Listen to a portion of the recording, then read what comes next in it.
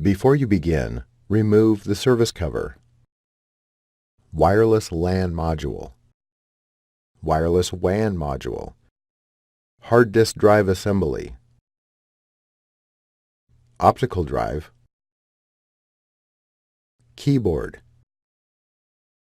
Top cover. Battery. And display panel assembly.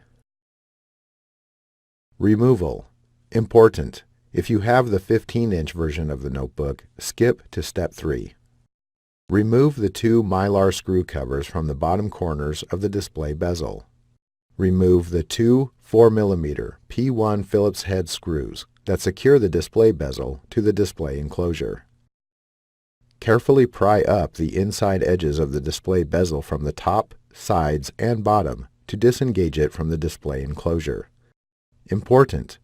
The edges of the display bezel are held in place with adhesive. Take care when removing them from the display enclosure.